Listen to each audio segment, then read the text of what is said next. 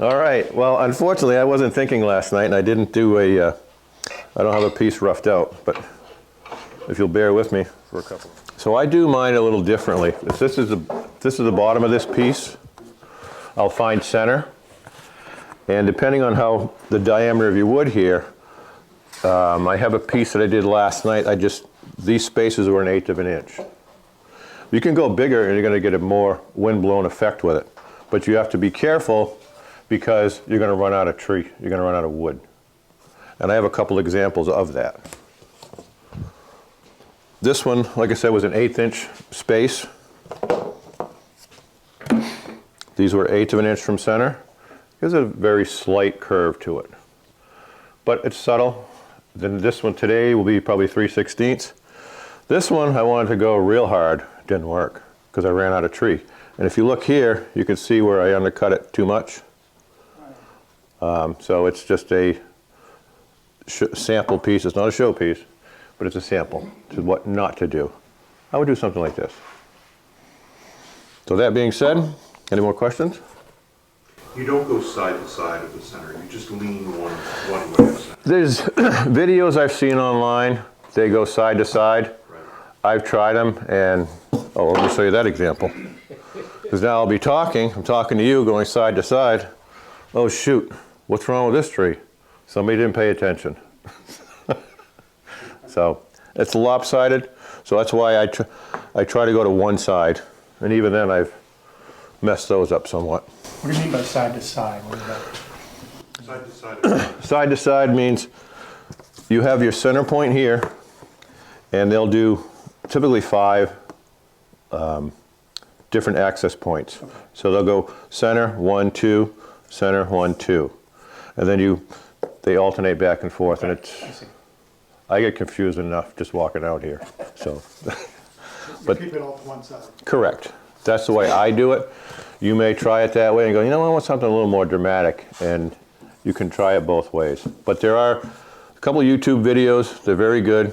I think there's only like 3 of them that I found, and for the most part, you can look at them all and pick what you like out of it. You know, and maybe I'll do something today that you go, you know what, I like that idea too, and hopefully it helps anybody. And if you have any questions on turning them, feel free to reach out to me. I'll be more than happy to help you. You can come over here, we can do a one-on-one. And is there a particular diameter, a better diameter, or is it just up to the whatever? No, it's up to you. I mean, I have, I think 2.5 is about average, 2 to 2.5. And then you want to have it about 7 inches long. Because if you get too short, what's going to happen is when you try to get in here with a gouge, it's hard to get underneath these branches. And because when this is spinning, this is now spinning, you know, oblong, and it's kind of nerve-wracking at times because if you get too big and too tall, this thing's rolling like this, and you can't get a catch, and it will happen sooner or later. Okay, so that being said, I'm going to round this up, and we'll get started.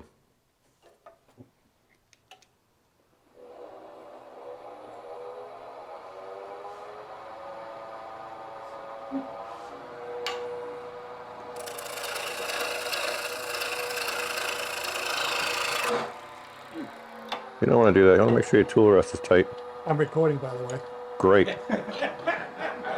I did that to show people what not to do, so keep that in mind.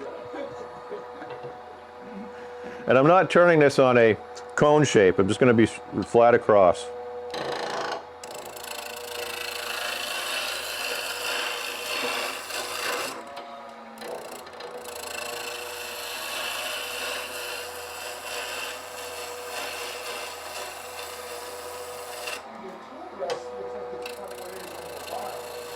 Yep, very good observation.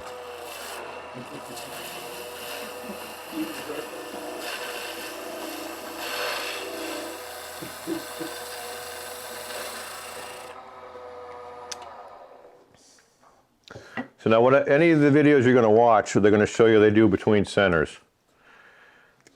I don't feel comfortable doing that. Well, I have done it, but it restricts you as to what your top is going to look like. when you make these. This one here was done with a chuck on here, and I'm going to do mine with a chuck. So I'm constantly holding this tail piece and just moving the tip of the tree. And you can see on here, this is my about a 3/16 inch offset on this tree. So this is going to have a little more curve. This one's going to have more curve than this piece does. And I took this out prematurely, because I have to put a tenon on it.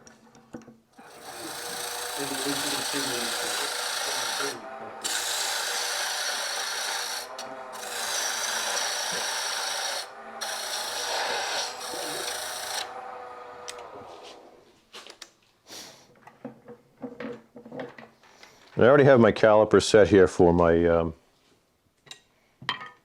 chuck. So I'll just double check them. And I'm going to take a little bit more off.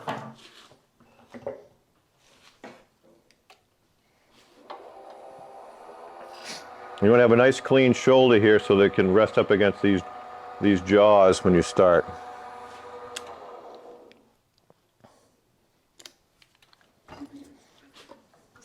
Bill, what kind of jaws are you using for that? Would you use something like shark jaw or something like that? I don't know what these are.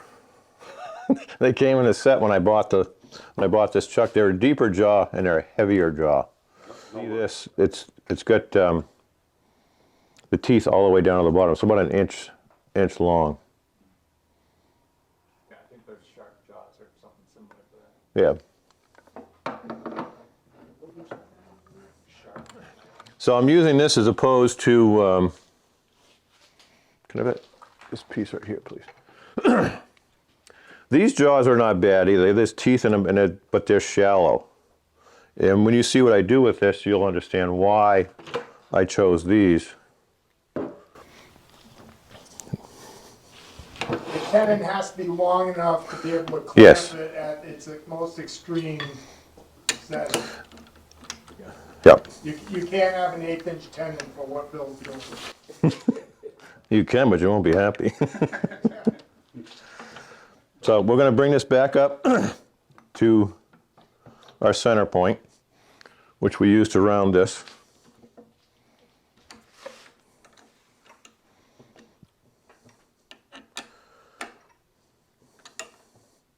Just make sure your chuck is nice and tight. And we're good. So now we're going to turn the lathe back on and we're going to make some marks here. This is going to be my trunk. Then I'll mark my first branch. If they've seen videos, they measure everything out. I don't measure because it's a tree. All trees are different. There's no right or wrong way, I don't think. But if you're with an engineering background, you might want everything precision. Not me. Now I'm just going to give myself some reference marks. It's going to be my base.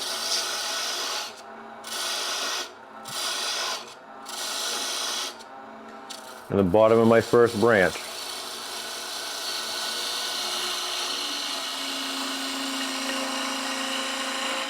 And this will be our trunk.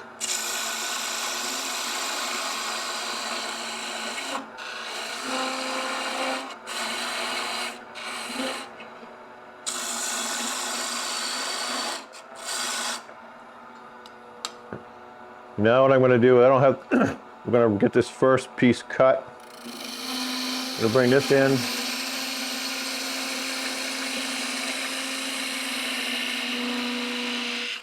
And I'm eyeballing my trunk to be kind of even here, maybe a little bit heavier.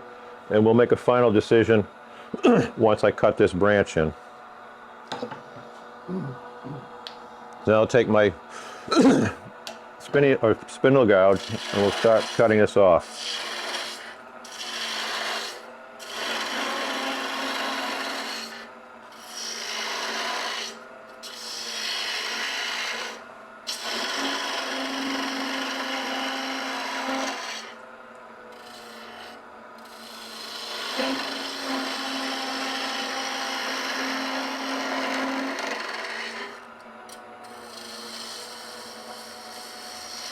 And I use an 1/8 inch parting tool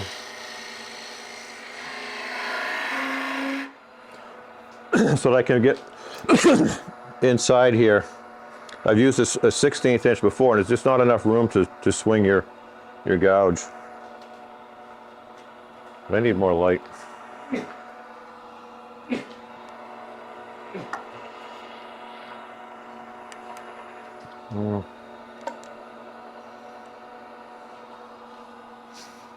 You can see I need to clean up that shoulder in there.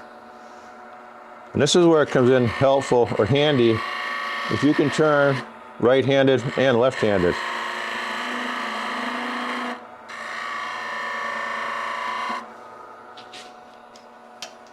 I'm going to clean up this cut.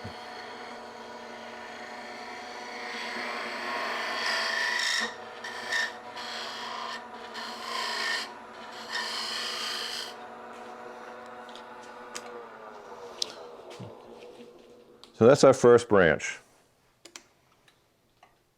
So now what we're going to do, you're going to have to sand each one of these individually before you move this, your tailstock. Are you sanding, you're sanding the boughs of branch one. Yes. Are you also sanding that shoulder that you just created of branch Yes, two? right here. Yeah, so that's on the original center. This is on the original center right here, yes. Got it. What I'm also going to do is I'm going to, actually I can do this afterward, I can reshape this, the base of the tree.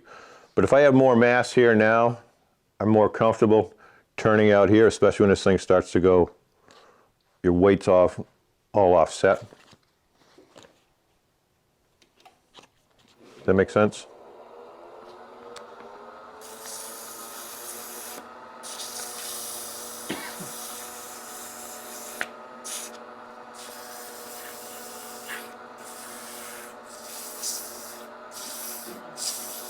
Now, if you're good with a skew, you can make this cut here and literally have no sanding.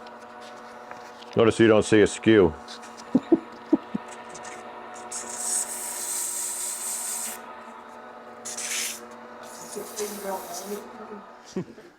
Okay, so now you can see here where the tailstock was up against our center point.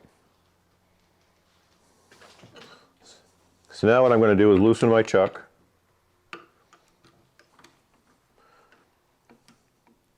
And you can see it's flexible in here. So I need to mark with my all of these points.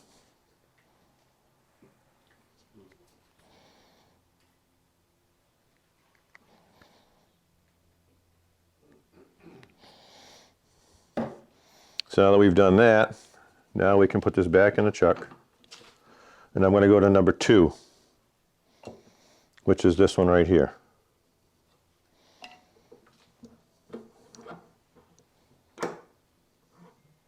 What the? You might be using yours wrong. Awfully loose. Yeah. So the other thing you want to be careful of, and we'll notice, I'll show you when we get farther out on this, is you just want the point of this tailstock to be in here just to stabilize this thing.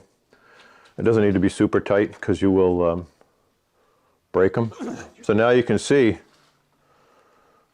we're a little wonky here, which is what we want. I'm going to bring my tailstock up, my tool rest up. Make sure you spin it.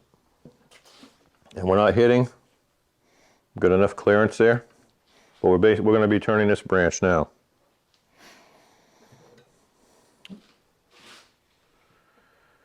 Now this is where it gets a little funky. Sometimes I'll turn the speed down. We're roughly 1500 now. And you can hear the vibration with that. So now I can decide, where do I want my next branch? You want it smaller than the first one, but keep in mind you want to have 4 or 5 branches here, so you can't go too radical with it. So we're going to go here.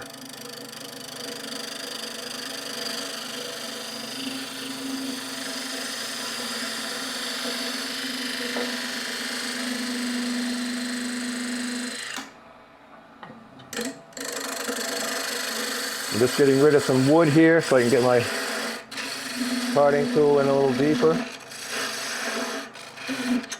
Okay. Now we'll go back to our spindle gouge. I'm going to make this round.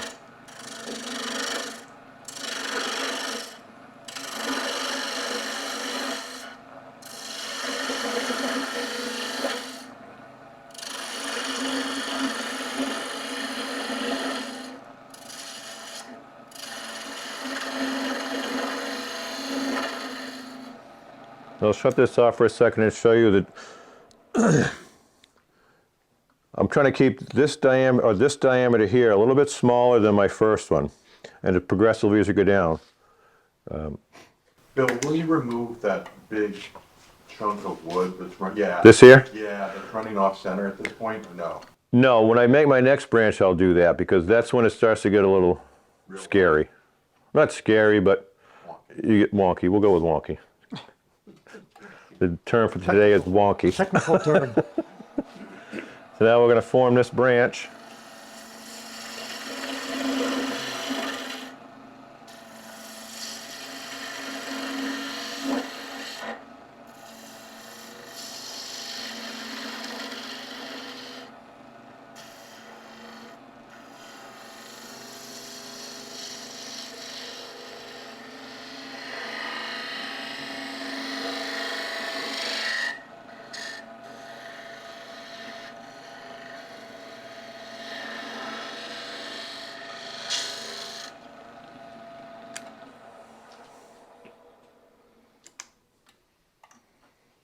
I'm happy with that, so we'll hit it with a little bit of sandpaper.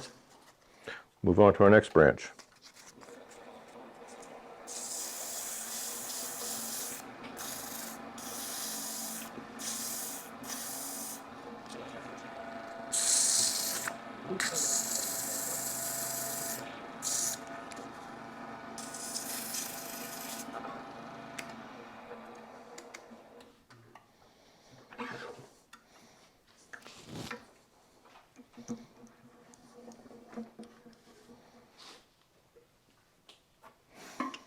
So you can see in here we went from 1 to 2, now we're going to go to 0.3 in here.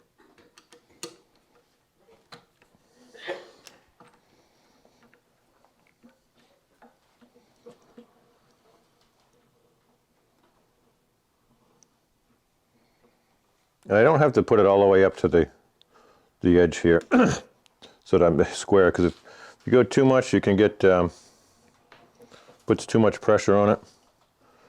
I need an Allen wrench. That'll be fine though.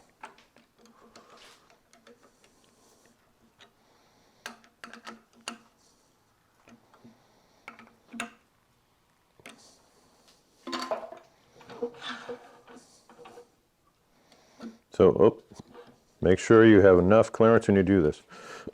Now what we're going to do is to answer your question is I've got a lot of weight out here and I can't get in close with my tool rest, so we will take some of this out now.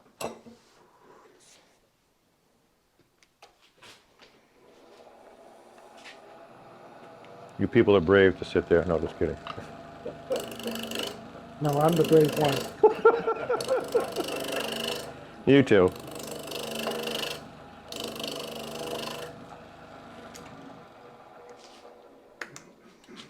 But you don't want to take too much out of here because you can see we're getting close to our points out here. So if you take too much off this corner, it's going to limit you to the number of branches you can get off this. Good point. Don't ask me how I know that. I hadn't thought of that until you mentioned it. I saw that in a video. Oh wait, that was me.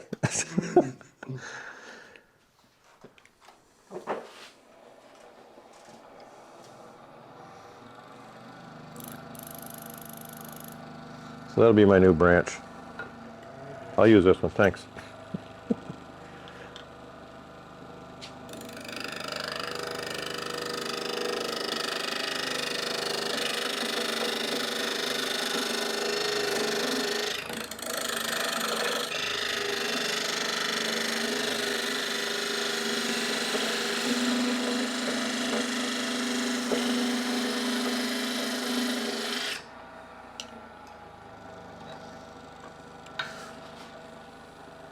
So what I'm going to do, because we have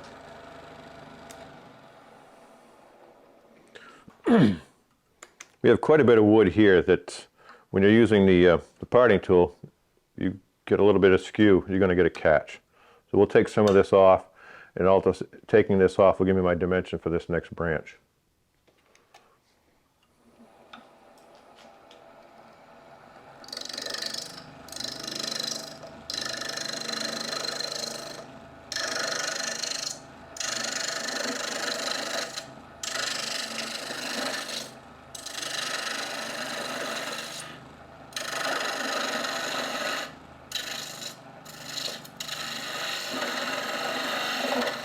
And I'm keeping in mind as I'm shaping this branch, I'm giving myself an invisible line looking down these branches to see if they're all kind of symmetrical and coming in. This one's still a little too big.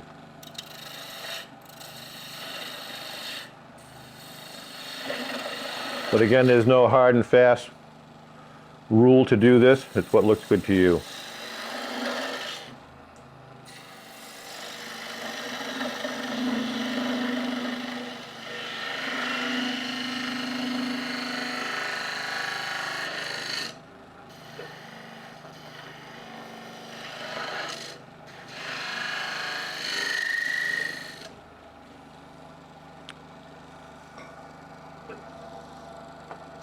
And now what I'll do, I'll take a lot of this weight off now because it's getting in my way. It's keeping me off my tool rest. But I'm not going to go all the way to the end because I still want to be able to have support.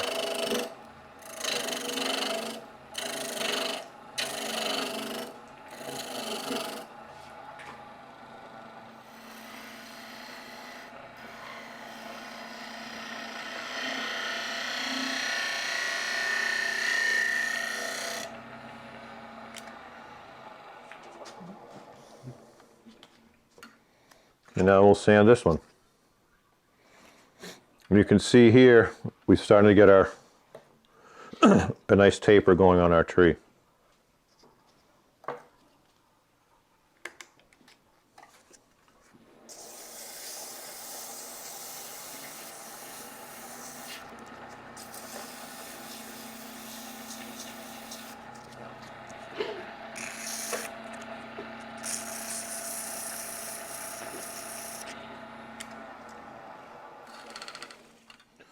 I'm going to loosen our chuck again, and I'm going to go to my third point. I'm gonna make some mistake. Oh, wait a minute, fourth point. Now we're going to tighten this back up again.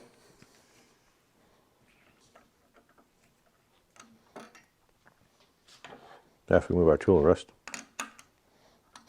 Was that maple you're using? Yes. Maple? This is a piece of maple that it was a newel post for a set of stairs that somebody gave me. So I cut it up. And it's nice and dry. No checks, no cracks, no splits. You never throw away wood. No. But all of when you're doing this, it's all KB wood. It's all dry. You're not doing anything green. Not for these. I haven't tried green yet. But for these multi-axis trees, no. Green is another category. Something else to keep in mind when you're doing these tapers, if you don't make your subsequent branch smaller, and this is a good visual on this, it's nice and round here and it comes around to a flat. You don't want that. So when I'm turning this, I keep that keeping my diameter in mind. It wants to be a little bit smaller than this one, but not too much bigger than this one because it will look wonky. And I do have some examples of that if you want to see that. And I did those intentionally for everybody.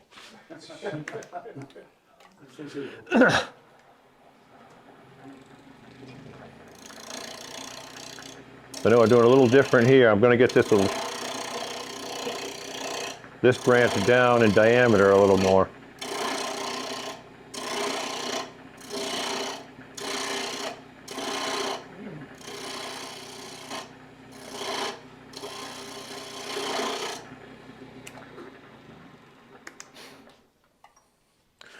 And you can see we still have to go more here, but But you have to be careful too that you don't lose this narrow spot on your branch here.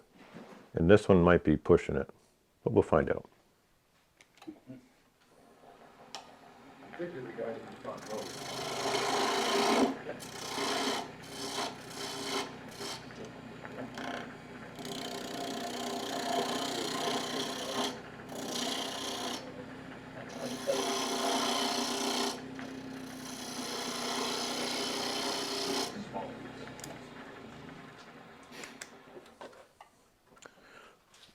We're close here because we still have a flat spot right here. But we're going to be okay because you don't want this area right here to encroach onto this branch.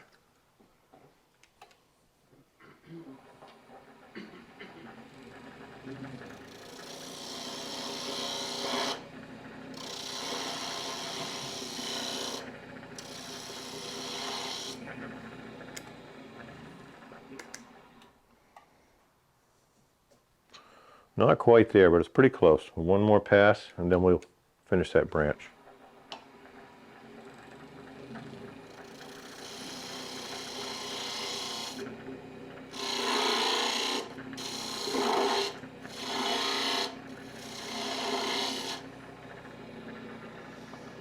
Now I'll take my parting tool again.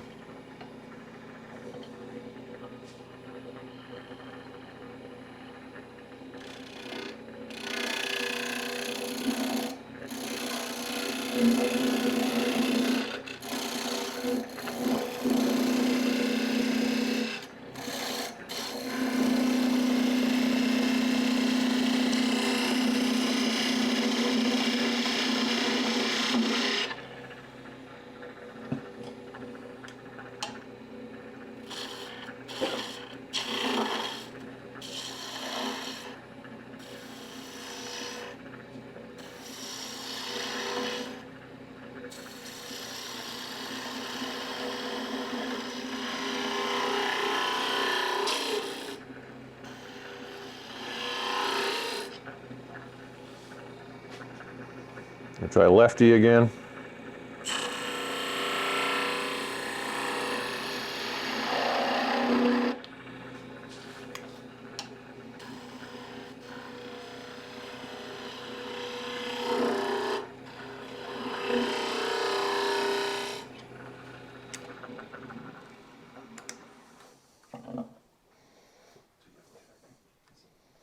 Okay, it looks pretty good. Now a little sanding and we'll do the final piece, or final branch, I guess you would call it.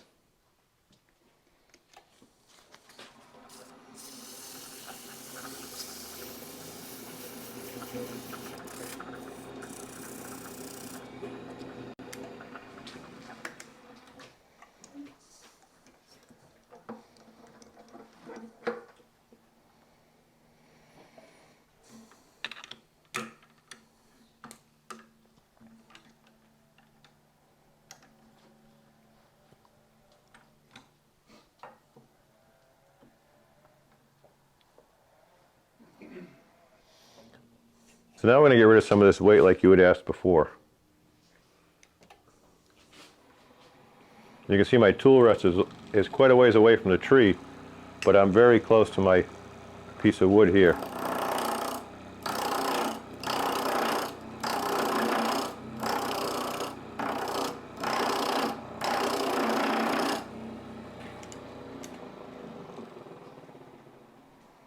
And to err on the side of caution, I'll take this off and look at it again and move my tool rest in.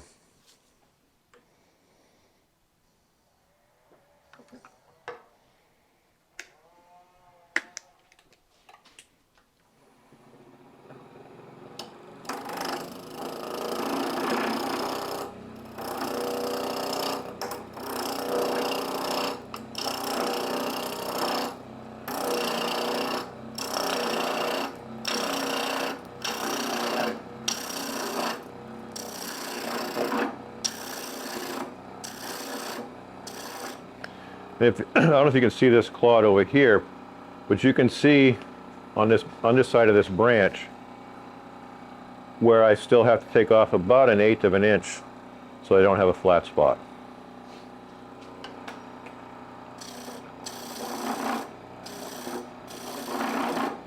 I think we did it right there.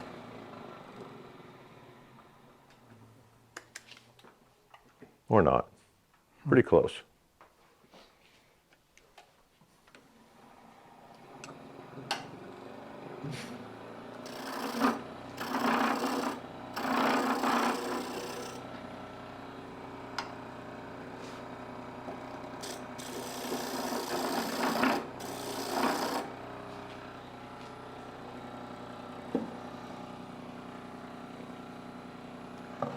So now I'm going to make, this is going to be my final branch on this tree. So I'm going to get rid of some of this wood.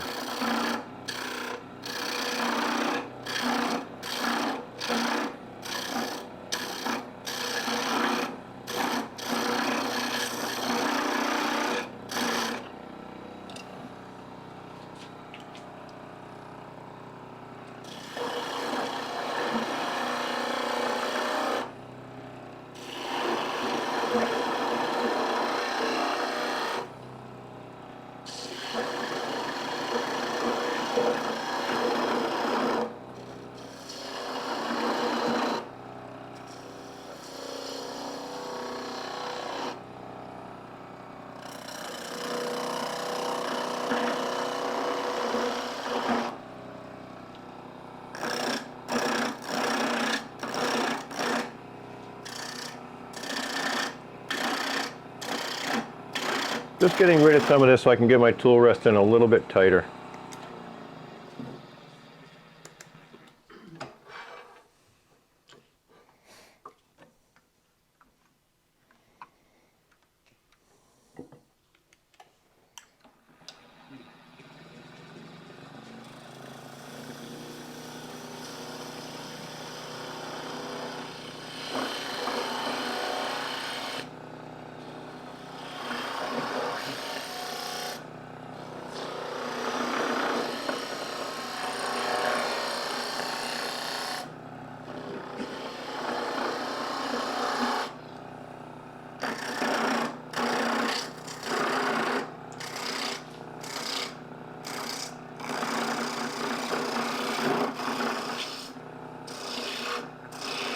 Now at this point, you can decide whether you want to put some kind of a decoration on the top of this thing, if you want a ball, if you want to put like a small finial on here, if you just want to have it to a point. That's your choice. I've done some with a ball on them, I've done some with a point. And I'm going to... How about a cross? I'm sorry you're breaking up, sir.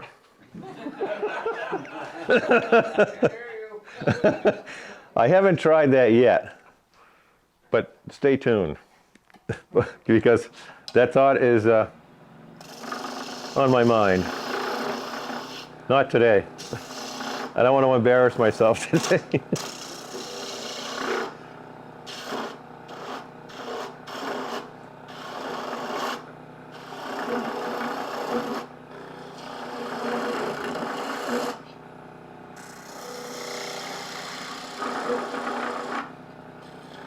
You can make this as long as you want or as short as you want. Again, it's whatever you think is desirable.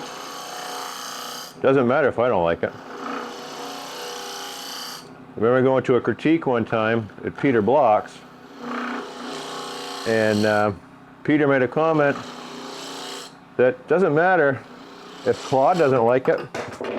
Ooh.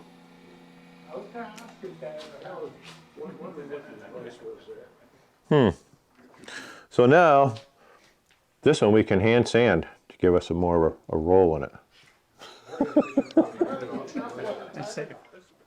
Okay, so now we're going to form our base here, or our stand. And you can see how this thing's, yeah.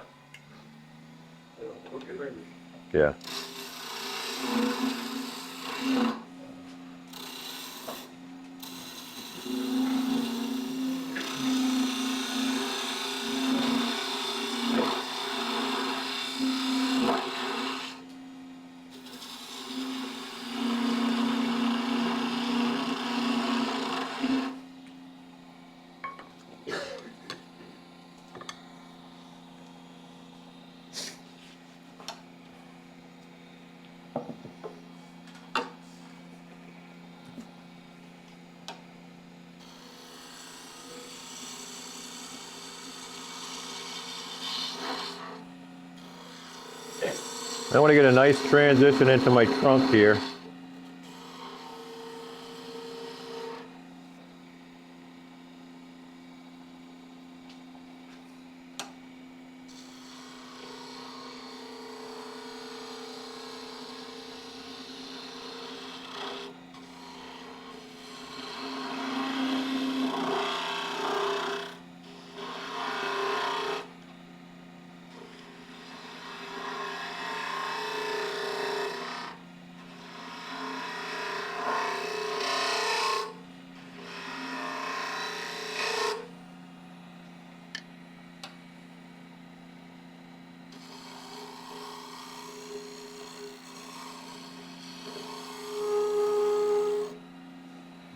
Okay, see what that looks like. Awful close to that chuck. We got an 1/8 of an inch. 1/8 of an inch, plenty of room. So we'll hit this with sandpaper quickly, and then we're going to part it off. Hopefully without incident. No guarantees.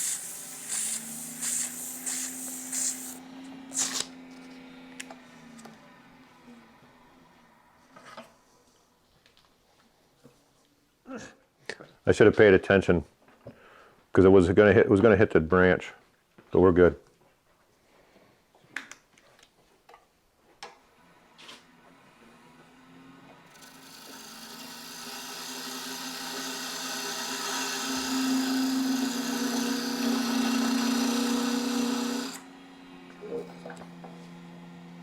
Now to part this, I'm using my 16th inch parting tool. It's a narrower cut. And I'm going to take my parting tool and I'm going to go toward the center so that when this thing's cut off, it's not going to have a bump on the bottom and it'll sit flat.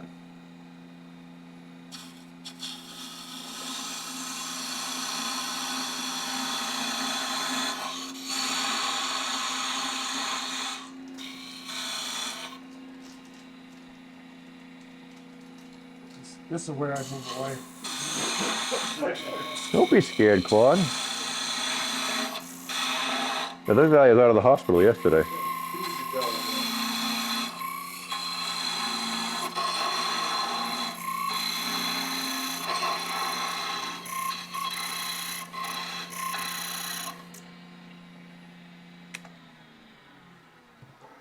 Because of safety concerns, I'll just cut this off. I don't want to. Now we'll cut this off.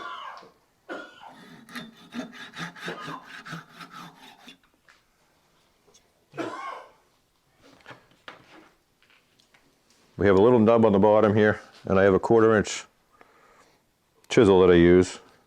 This is hard. You can do this with a sander, or you can just take your time with a sharp chisel. You can do this on a belt sander.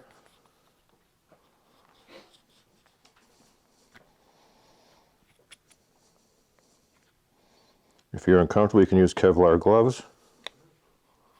Red is a Christmas color.